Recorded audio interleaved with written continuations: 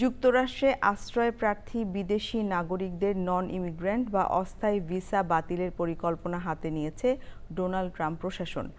মার্কিন পররাষ্ট্র মন্ত্রণালয়ের মুখপাত্র টমি পিগট বলেছেন, স্বরাষ্ট্র মন্ত্রণালয়ের সঙ্গে সমন্বয়ের মাধ্যমে শনাক্ত করে 2 লাখ ভিসা বাতিলের প্রস্তুতি নেওয়া হচ্ছে। দক্ষ বিদেশি কর্মীদের নতুন H-1B ভিসা আবেদনে অতিরিক্ত প্রায় 1,26,00,000 টাকা ফি নির্ধারণের প্রস্তাব করা হয়েছে। বিস্তারিত জানাচ্ছেন আমিনা রহমান সুপ্তি।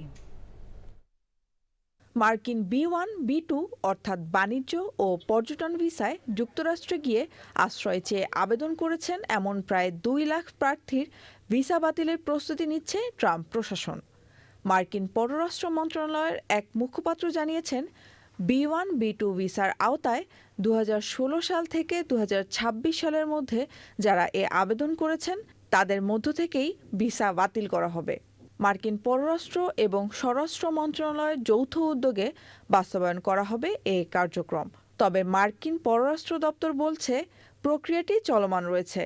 কতজনের ভিসা বাতিল হবে এ সংখ্যা পরিবর্তন হতে পারে।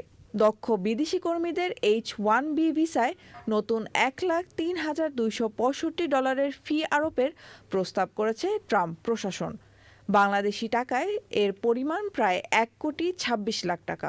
সোমবার এ সংক্রান্ত নতুন প্রস্তাবে 30 দিনের গণপরামর্শের সুযোগ রাখা হয়েছে। চলতি বছরের শেষ নাগাদ এটি চূড়ান্ত হতে পারে। প্রস্তাবটি নতুন পিটিশনগুলোতে প্রযোজ্য হবে, তবে বিশ্ববিদ্যালয় ও কিছু গবেষণা প্রতিষ্ঠানের পিটিশন বাদ থাকবে। Amina Rahman Supti, channel I.